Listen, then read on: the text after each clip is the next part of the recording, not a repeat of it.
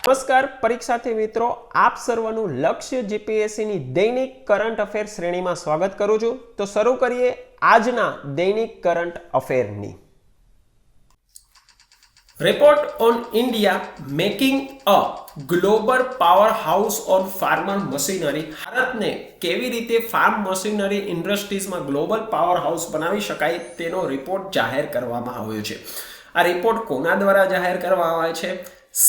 આ રિપોર્ટમાં શું બાબતો કરેલી છે, શું ચિંતાઓ જતાવેલી છે, શું રેકમેન્ડેશન કરેલા છે, તે બધાને ડિટેલમાં ચર્ચા કરશો અને ઓવરઓલ જશું ફાર્મ મશીનરી ઇન્ડસ્ટ્રીઝમાં ભારત અત્યારે કયા સ્થાને ઊભું છે અને ફાર્મ મશીનરી ઇન્ડસ્ટ્રીઝ કહેવાય કોને, બરાબર છે। ચાલો ડિટેલમાં ચર્ચા કરીએ। જાહેર કરનાર સંસ્થા છે national council of applied economic research NCAER દ્વારા આ રિપોર્ટ જાહેર કરવામાં આવ્યો છે। કેની ઉપર? ફાર્મ મશીનરી ઇન્ડસ્ટ્રીઝ ઉપર।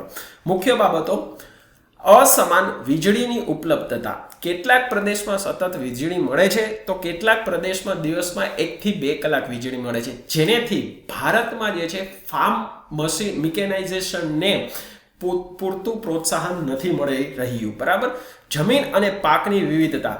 દેશમાં પ્રદેશ મુજબ જમીન અને પાક લેવાતા હોવાથી એક જ પ્રકારના કૃષિ સાધન બનાવવામાં મુશ્કેલી પડે છે। મિત્રો, ભારત જેમ કલ્ચરલી વિવિધતાથી ભરેલો દેશ છે, તેવી જ રીતે જીઓલોજીકલ એટલી જ વિવિધતાવાળો દેશ છે, બરાબર। નોર્થમાં તમારે જે પાક લેવાતો હોય, સાઉથમાં અલગ પાક લેવાતો હોય છે। હોમોજીનિયસ ફાર્મ મશીનરી બનાવવું મુશ્કેલ છે। આગળ વધીએ। લાંબી અને ત્રાસદાયક કૃષિ સાધન મેળવવાની પ્રક્રિયા, ખાસ કરીને ફાર્મ ઇક્વિપમેન્ટ ઉપર જે ગવર્મેન્ટ દ્વારા સબસિડી આપવામાં આવે છે, તેને કારણે ફાર્મ મિકેનાઇઝેશનને બહુ ઝડપી આપણે પ્રમોટ નથી કરી શકતા, કારણ કે સબસિડી લેવા માટે ખેડૂતને લાંબી અને ત્રાસદાયક પ્રક્રિયામાંથી પસાર થવું પડતું હોય છે। દેશમાં મોટાભાગના ખેડૂત પાસે 2 એકરથી ઓછી જમીન છે, પરિણામ સ્વરૂપ કૃષિ સાધનની માંગ ઓછી રહે છે। મિત્રો, ભારતમાં મેજોરિટી ખેડૂતો જે છે એની પાસે નાના સીમાંત ખેડૂતો આપણે જેને કહીએ ને તેવા છે, અને એની કમ્પેરમાં ગ્લોબલી તમે જોવો છો તો ફાર્મિંગ જે છે એ ઇન્ડસ્ટ્રીયલ સ્કેલ ઉપર થતી હોય છે। હેક્ટર ફાર્મ હોય અને 2 એકર જમીનમાં જો તમે ટ્રેક્ટર ચલાવો, થ્રેશર ચલાવો તો એને નિભાવ ખર્ચ જે છે એ ઘણો મોંઘો પડતો હોય છે, જેને કારણે ફાર્મરો જે છે હાલ હજી પણ ટ્રેડિશનલી પરંપરાગત ફાર્મિંગ પ્રેક્ટિસ જ અપનાવે છે, ફાર્મ મિકેનાઇઝેશન નથી કરી રહ્યા, બરાબર।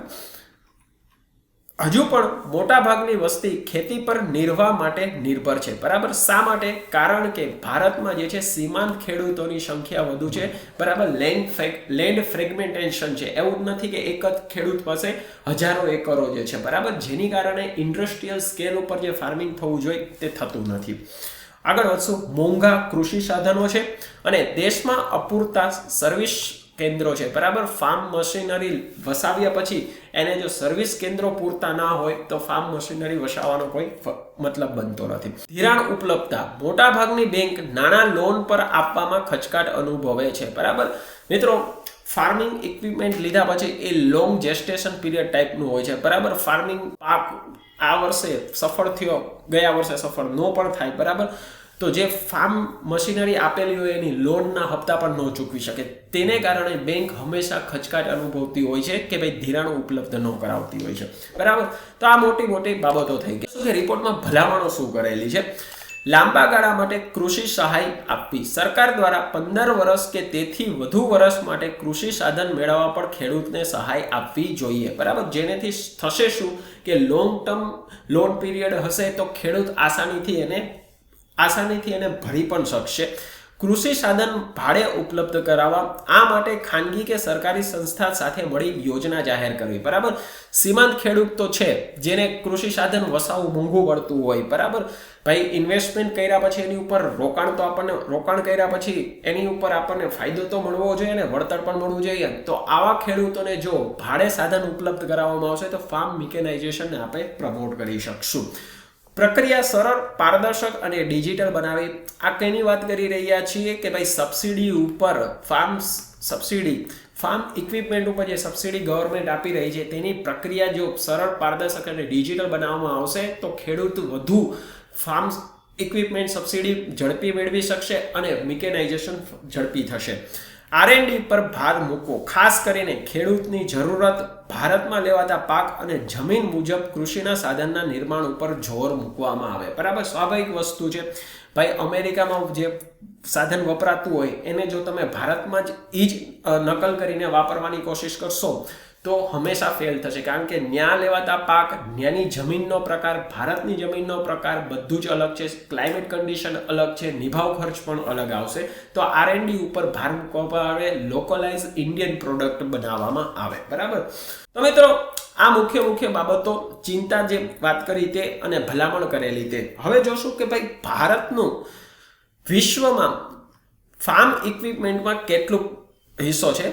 દેશનું કૃષિ સાધનનું માર્કેટ વિશ્વમાં 60% હિસ્સો ધરાવે છે, જેમાંથી મુખ્યત્વે ભારત ટ્રેક્ટરનું એક્સપોર્ટ કરે છે. બરાબર, બાકી થ્રેશર, હાર્વેસ્ટર આવા જે ઇક્વિપમેન્ટો છે ભારત મેજોરિટી એક્સપોર્ટ નથી કરતી. બરાબર, હવે મિત્રો ફાર્મ મિકેનાઇઝેશનની જરૂરત શા માટે છે, તેનાથી શું ફાયદા થઈ શકે? સૌપ્રથમ તો અસરકારકતામાં સુધારો લાવશે. બરાબર, ફાર્મિંગ એફિશિયન્સી લાવશે. કેવી રીતે?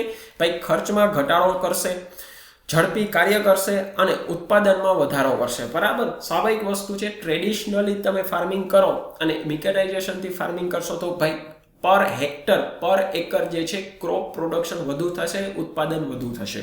બરાબર, કૃષિ પ્રક્રિયાને આધુનિક કરવા માટે જરૂરી છે ક્ષેત્રમાં ખાનગી સંસ્થા દ્વારા રોકાણ આવશે અને દેશમાં રોજગારીનું નિર્માણ થશે. કેવી રીતે? કૃષિ સાધનના નિર્માણમાં. બરાબર, તો મિત્રો ડિટેલમાં જે આપણે રિપોર્ટની ચર્ચા કરી તેને યાદ રાખજો, કોના દ્વારા રજૂ કરવામાં આવે છે અને તેમાં શું મુખ્ય બાબતો કહેલી છે. રિપોર્ટ તમને પ્રીમાં નહીં પૂછે, મેન્સમાં પૂછાશે અને મેન્સમાં તમને ડાયરેક્ટ નહીં પૂછાય, પણ તમે કૃષિ રિલેટેડ ટોપિકમાં ફાર્મ મિકેનાઇઝેશન ઉપર તમે આને લખી શકશો. બરાબર, તો એવી રીતે યાદ રાખજો. ચાલો આગળ વધીએ. Small satellite launch vehicle SSLV હાલમાં ચર્ચામાં છે. શા માટે? ભાઈ હમણાં જ ISRO દ્વારા SSLV નું સફળ પરીક્ષણ કરવામાં આવ્યું છે. બરાબર, અને આ ISRO નું બીજું સફળ પરીક્ષણ છે. આ પહેલું પરીક્ષણ જે છે એ નિષ્ફળ રહ્યું હતું. થોડુંક પરીક્ષણ વિશે જોશું. પરીક્ષણ દ્વારા 3 સેટેલાઇટનું અંતરિક્ષમાં છોડવામાં આવ્યા છે, જેમાં પહેલો સેટેલાઇટ છે EOS એટલે અર્થ ઓબ્ઝર્વેશન સેટેલાઇટ, જે ISRO દ્વારા નિર્મિત છે અને જેનુસ 1 એન્ટારિસ કંપની અમેરિકા જે સ્થિત છે તેના દ્વારા નિર્મિત છે, અને આઝાદી સેટ 2 જે સ્પેસ ઇન્ડિયા દ્વારા નિર્મિત છે. મતલબ બાળકો દ્વારા આ સેટ બનાવવામાં આવ્યો છે. ભારતના 75 વર્ષ પૂર્ણ થવાની આઝાદીની અમૃતકાળ નિર્મિત. બરાબર, તો આ તો વાત થઈ કે ભાઈ કયા પ્રક્ષેપણ છોડવામાં આવે છે. હવે મિત્રો આ તો થઈ પ્રક્ષેપણની વાત. બરાબર, SSLV small satellite launch vehicle આખિરકાર છે શું અને ISRO પાસે અત્યારે કેટલા સેટેલાઇટ લોન્ચ વ્હીકલ છે તેને પણ આપણે જોઈ લઈએ. મિત્રો ISRO મેજોરિટી PSLV, GSLV અને GSLV Mark 3 આ 3 સેટેલાઇટ લોન્ચ વ્હીકલ અત્યારે યુઝ કરી રહી છે. SLV અને ASLV કાર્યમાં નથી. હવે આ સ્મોલ સેટેલાઇટ લોન્ચ વ્હીકલનું આગમન થયું છે. મિત્રો PSLV ની કાર્યક્ષમતા જે છે 1 ટન સુધીના ઉપગ્રહને લઈ જવાની છે, જ્યારે GSLV ની 2 ટનની અને GSLV Mark 3 ની જે છે એ 5 ટન સુધીના સેટેલાઇટને લઈ જવાની ક્ષમતા ધરાવે છે, જેને સામે SSLV ની ક્ષમતા ઘણી ઓછી છે. હવે એને આપણે ડિટેલમાં જોઈ લેશું SSLV ને. બરાબર, SSLV એ 3 સ્તરનું છે અને 3 સ્તર તે ઘન ઇંધણથી સંચાલિત છે. બરાબર, તે 500 કિલો સુધીના સેટેલાઇટને ધરતીથી 500 કિમી સુધીની ઊંચાઈ સુધી લઈ જવા સક્ષમ છે. બરાબર છે મિત્રો, 2 શબ્દ અહીંયા છે. 500 કિલો સુધીના સેટેલાઇટને 500 કિમી સુધીની ઊંચાઈ સુધી, 500 કિમીની એટલે લો અર્થ ઓબ્ઝર્વેશન, બરાબર, LEO, બરાબર, આ ઓર્બિટ સુધી લઈ જવા સક્ષમ ધરાવે છે. અને કેટલા કિલો સુધીના? 500 કિલો સુધીના સેટેલાઇટ. હવે 500 કિલો સુધીના સેટેલાઇટમાં નેનો, મિની અને માઇક્રો સેટેલાઇટ આવી ગયા. હવે તમે પૂછશો સાહેબ આ વળી કયા નવા સેટેલાઇટો છે? બરાબર, તેને જોઈ લઈએ. મુખ્યત્વે 5 કેટેગરીના સેટેલાઇટ હોય છે: નેનો, માઇક્રો, મિની, મીડિયમ અને લાર્જ. બરાબર, હવે કેવી રીતે ખબર પડશે કે કયો સેટેલાઇટ નેનો કહેવાય, કોને લાર્જ કહેવાય? તો જે સેટેલાઇટ 1 કિલોથી 10 કિલોનો હશે તેને નેનો સેટેલાઇટ કહેવામાં આવશે, માઇક્રો સેટેલાઇટ 10 થી 100 કિલોનો અને મિની સેટેલાઇટ 100 થી 500 કિલોનો, બરાબર. મીડિયમ સેટેલાઇટ 500 થી 1000 કિલોગ્રામનો અને લાર્જ સેટેલાઇટ જે છે એ 1000 કિલોગ્રામથી મોટા હોય છે, બરાબર. તો ભાઈ SSLV આપણું જે છે આ મિની, માઇક્રો અને નેનો સેટેલાઇટ માટે છે, જ્યારે PSLV, GSLV જે છે એ લાર્જ અને મીડિયમ સેટેલાઇટ માટે છે, બરાબર. આ ડિફરન્સ થઈ ગયો PSLV, GSLV મેક 2 અને મેક 3 વચ્ચે, બરાબર. આગળ વધશું. SSLV ના મુખ્ય ફાયદા શું છે? ભાઈ તે કિફાયતી છે, સ્વાભાવિક વસ્તુ છે. PSLV ને તમે નેનો સેટેલાઇટ માટે છોડશો તો કેટલું મોંઘું પડશે, એની જગ્યાએ SSLV તમે રાખો તો એક જ લોન્ચ વ્હીકલથી એવા 10 તમે એક જ લોન્ચ વ્હીકલથી તમે નેનો, માઇક્રો અને મિની સેટેલાઇટ આરામથી છોડી શકશો. પ્રક્ષેપણ માટે નજીવા માળખાગત સુવિધાની જરૂરત છે. સાઇઝ નાની હોવાથી SSLV ને જે ઇન્ફ્રાસ્ટ્રક્ચર લોન્ચ કરવા માટે જે જોશે તે PSLV અને GSLV કમ્પેરિઝનમાં ઘણું ઓછું હશે, બરાબર. બીજું, ગમે ત્યારે જરૂરત મુજબ અને સમય મુજબ ગમે ત્યારે પ્રક્ષેપણ થઈ શકે, બરાબર. તમે SSLV ને એસેમ્બલ કરવામાં, તેને પ્રક્ષેપણ કરવામાં ટાઈમ ઓછો લાગશે, જ્યારે PSLV ને એસેમ્બલ કરવામાં, GSLV ને એસેમ્બલ કરવામાં અને એને લોન્ચ કરવામાં ટાઈમ વધુ લાગશે. એના કમ્પેરિઝનમાં SSLV જે છે એ 10 ગણો ઓછો ટાઈમ લેશે, એટલે ટર્નઓવર ટાઈમ બહુ ઝડપી થઈ જશે, બરાબર. મિત્રો હવે તમે પૂછશો કે ભાઈ ઈસરો શા માટે SSLV નું નિર્માણ કરી રહી છે, આટલો ભાર SSLV ઉપર શું કરવા મૂકી રહી છે, તેને પણ આપણે ડિટેલમાં જોઈ લઈએ, બરાબર. મિત્રો આ તમારી સામે ખૂબ જ સારો ચાર્ટ છે. વિશ્વમાં જેટલા પણ સેટેલાઇટ લોન્ચ કરવામાં આવે છે ને એમાં મેજોરિટી લો અર્થ ઓબ્ઝર્વેશન સેટેલાઇટ હોય છે, બરાબર. લો અર્થ ઓબ્ઝર્વેશન સેટેલાઇટ એટલા કયા કે ભાઈ જે 500 કિલોમીટર સુધીની કક્ષામાં, ધરતીથી 500 કિલોમીટર સુધીની કક્ષામાં છોડવામાં આવે, અને એમાંથી પણ મિની, માઇક્રો અને નેનો સેટેલાઇટ સૌથી વધુ હોય છે, કારણ કે લો અર્થ ઓબ્ઝર્વેશન સેટેલાઇટ જનરલી અર્થ ઓબ્ઝર્વેશન, જે નામ કહેલું એમ અર્થ ઓબ્ઝર્વેશન માટે હોય, કોમ્યુનિકેશન માટે થતા હોય છે, બરાબર છે. તો ઈસરો જે છે આ ટાર્ગેટ કરવામાં માંગે છે કે એને લો અર્થ ઓબ્ઝર્વેશન માર્કેટને ટાર્ગેટ કરવામાં છે, અને વિશ્વમાં સેટેલાઇટ લોન્ચનું માર્કેટ જે 2021માં $6.2 બિલિયન આપવામાં આવ્યું હતું, બરાબર. આ 6.2 બિલિયન એટલે $62 લાખ માર્કેટ છે, બરાબર. અને એમાં મેજોરિટી શેર જે છે એ 55% નોર્થ અમેરિકા ધરાવે છે. નોર્થ અમેરિકા એટલે તમારો કેનેડા, US અને મેક્સિકોનો રીજન. પણ તમને બધાને ખ્યાલ છે કે કેનેડા અને અમેરિકા સિવાય સેટેલાઇટ લોન્ચ વ્હીકલ નોર્થ અમેરિકામાં કોઈ કરતું નથી. લાયન શેર જે છે એ અમેરિકા પાસે છે, અને ઈસરો જે છે એ જ માર્કેટને ટાર્ગેટ કરવા માંગે છે, બરાબર. એટલા જ માટે સ્મોલ સેટેલાઇટ લોન્ચ વ્હીકલ ઉપર ઈસરો ભાર મૂકી રહી છે, કારણ કે જેટલી ઝડપી તમે સેટેલાઇટ જેટલી ઝડપી અને જેટલી વધુ માત્રામાં સેટેલાઇટ લોન્ચ કરશો એટલું જ તમને રેવન્યુ પણ મળશે, અને તમે સ્પર્ધા પણ કરી શકશો, બરાબર છે. મિત્રો વિશ્વમાં અત્યારે સેટેલાઇટ લોન્ચમાં સ્પેસએક્સ, વર્જિન એટલાન્ટિકા અને બીજી આવી પ્રાઇવેટ કંપનીઓ જે છે એ પહેલા નંબર ઉપર છે, અને ઈસરો જે છે એની સાથે કોમ્પિટિશન કરવા માટે જ SSLV વ્હીકલનું નિર્માણ કરી રહી છે, બરાબર. તો મિત્રો આપણે ડિટેલમાં અહીંયા જોયું SSLV છે શું, બરાબર. એને કમ્પેરિઝન પણ કર્યું અન્ય લોન્ચ વ્હીકલ સાથે, એના ફાયદા શું છે, શા માટે ઈસરો એની ઉપર આટલો ભાર મૂકી રહી છે, તમને પ્રી અને મેન્સ બંને રીતે આગળ વધશું. ભારતમાં લિથિયમ ભંડાર. મિત્રો હાલમાં ખૂબ જ ચર્ચામાં છે કે જીઓલોજીકલ સર્વે ઓફ ઇન્ડિયા દ્વારા જમ્મુ કાશ્મીરના રિયાસી જિલ્લામાં લિથિયમનો ભંડાર મળ્યો છે. હવે મિત્રો આ લિથિયમનો ભંડાર મળવાનો ઇમ્પોર્ટન્સ શું છે, શા માટે બધું મહત્વ ધરાવે છે, અને જે ભારતને કેમ જેકપોટ લાગ્યો હોય એમ કહ્યું છે, ચાલો ડિટેલમાં જોશું. સૌપ્રથમ તો સંસ્થાના અનુમાન મુજબ 6.1 મિલિયન ટનનો ભંડાર ભારતને જમ્મુ કાશ્મીરના રિયાસી જિલ્લામાં મળેલો હોવાનો અંદાજ છે અને આ પહેલા કર્ણાટકામાં પણ લિથિયમ આયર્નનો ભંડાર મળ્યો હતો, પણ બહુ તે નજીવી માત્રામાં હતો, બરાબર. અહીંયા તો 6.1 મિલિયન ટનનો ભંડાર મળ્યો છે, બરાબર. એટલે તમે સમજી શકશો કે 60 લાખ ટનનો ભંડાર આપણને મળ્યો છે. આનું મહત્વ શું છે ભાઈ? અત્યારે દેશ જે છે એ લિથિયમ માટે સંપૂર્ણ આયાત ઉપર નિર્ભર છે, બરાબર. ભારતમાં એવો લિથિયમનો કોઈ ભંડાર નથી, એટલે મુખ્યત્વે ચીલી અને ઓસ્ટ્રેલિયાથી આપણે આયાત કરી રહ્યા છીએ, બરાબર. હાલમાં જ ભારતે આર્જેન્ટિનામાં 2 લિથિયમ ભંડાર પણ મેળવ્યા હતા અને તેના ખનન અને નિકાસના હક પણ મેળવ્યા છે, બરાબર. મેજોરિટી આપણે આયાત ઉપર નિર્ભર છીએ, એટલા માટે આગળ વધશું. આ ખોજ ભારતને વિશ્વમાં લિથિયમ ધાતુના ભંડારમાં બીજો નંબરનો દેશ બનાવશે, બરાબર. હવે તમે સમજી શકો છો કે ભાઈ લિથિયમ ભંડાર મળવાથી ભારતને કેટલો ફાયદો થઈ શકે છે, બરાબર છે મિત્રો. તમે લિથિયમ ટ્રાયંગલ કન્ટ્રીનું નામ સાંભળ્યું હશે, બરાબર. ચીલે, આર્જેન્ટિના, બોલિવિયા. અહીંયા તમે મેપમાં પહેલા જોઈ લ્યો, બરાબર. આ વિશ્વનો મેપ છે. હવે હું એને ઝૂમિંગ કરી રહ્યો છું.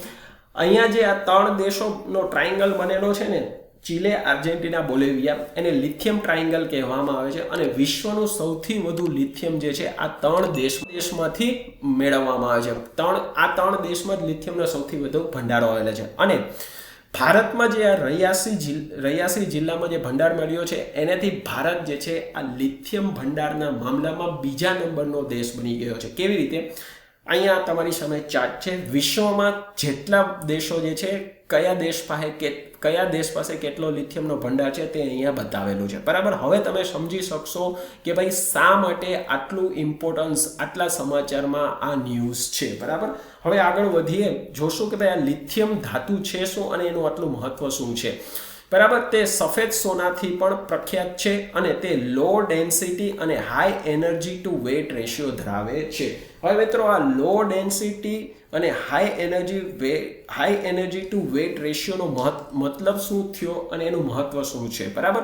લો ડેન્સિટી એટલે ધાતુ વજનમાં હલકી હશે અને high energy to wet ratio મતલબ કે અન્ય ધાતુ જે 1 ગ્રામે 100 કિલોવોલ્ટ જેટલી એનર્જી કન્ઝર્વ કરી શકતી હોય તેની સામે લિથિયમ ધાતુ 1 ગ્રામે 1000 કિલોવોલ્ટ જેટલી એનર્જી સંગ્રહ કરી શકશે. મતલબ કે લાઇટ વેટ હોવાને કારણે અને સાથે જ સાથે હાઈ એનર્જી વેટ રેશિયો ધરાવતો હોવાને કારણે તેની એનર્જી કન્ઝમ્પશન કરવાની ક્ષમતા બીજી ધાતુ કરતાં વધુ હશે, જે તેને ઉર્જા સંગ્રહ માટે આઈડિયલ બનાવે છે, બરાબર છે. તમે મિત્રો ચાહે મોબાઈલમાં બેટરી હોય અથવા તો ઇલેક્ટ્રિક વ્હીકલમાં બેટરી હોય અથવા તો પેસમેકરમાં જે બેટરી હોય, બધામાં લિથિયમ બેટરી તમે જોતા છો, કારણ કે સાઇઝ એની કોમ્પેક્ટ હશે, એનર્જી સ્ટોરેજ કરવાની એની ક્ષમતા વધુ હોવાથી વધુ પાવર આપી શકશે, બરાબર. એટલા માટે થઈને જ લિથિયમ બેટરીને આટલું મહત્વ આપવામાં આવે છે, બરાબર.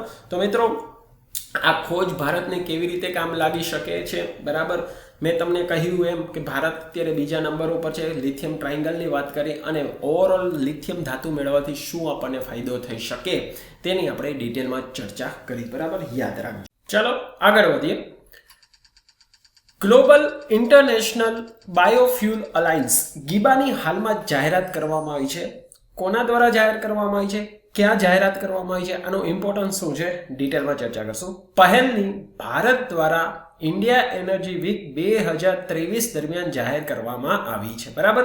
મિત્રો ઇન્ડિયા એનર્જી વીક 2023 બેંગ્લોર ખાતે યોજાઈ રહ્યું છે અને આ G20 પ્રેસિડેન્સી અંતર્ગત જ ભારત આયોજન કરી રહ્યું છે, તો ત્યાં જ ગીબાની જાહેરાત કરવામાં આવી છે. આ પહેલમાં અમેરિકા, બ્રાઝિલ, યુરોપિયન યુનિયન અને ઇન્ટરનેશનલ એનર્જી એજન્સી પણ સહયોગ દેશ તરીકે ભાગ લઈ રહ્યા છે, બરાબર.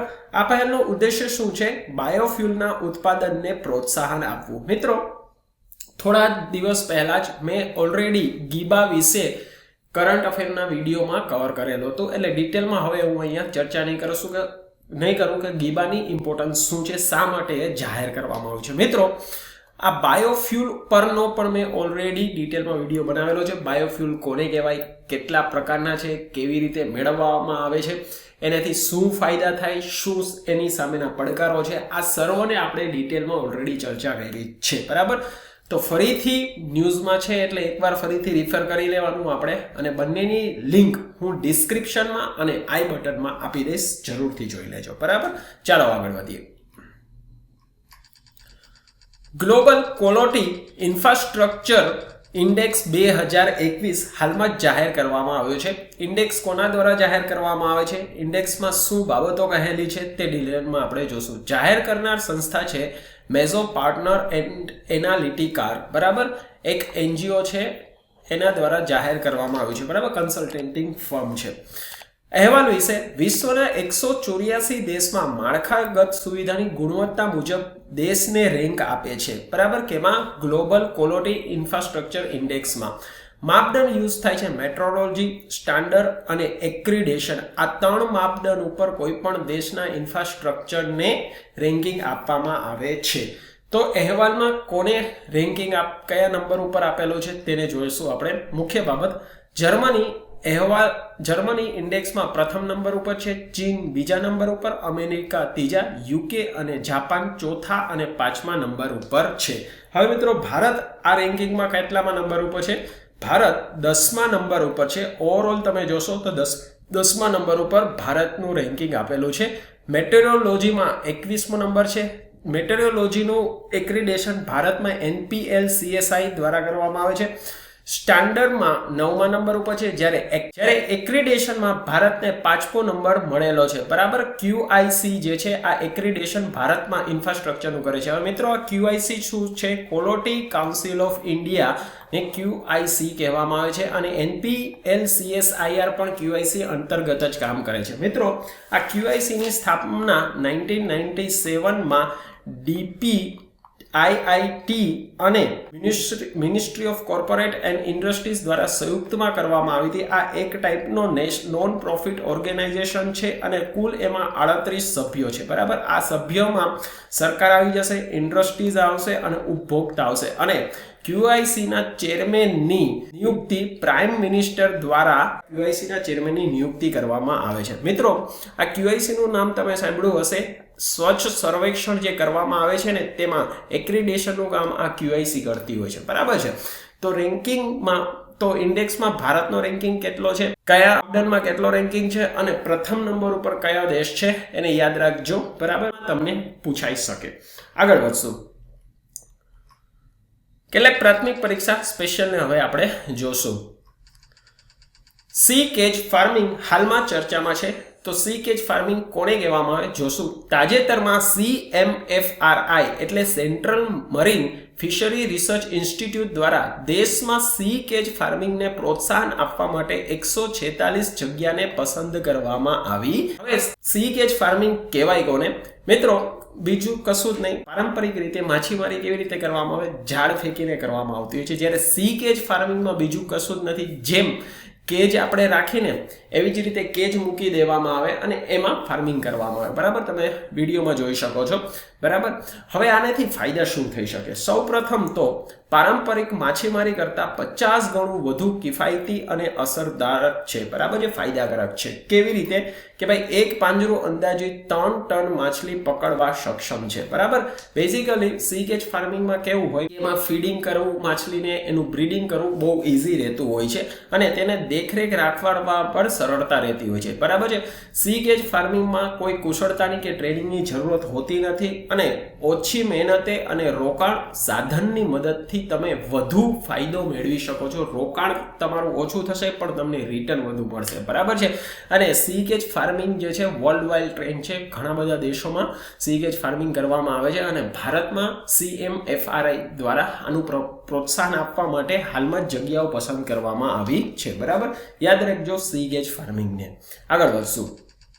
G20 stay safe online campaigning. તો આ કેમ્પેનિંગ શેના બાબતે છે, કોના દ્વારા શરૂ કરવામાં આવ્યું છે તેને ડિટેલમાં જોશું.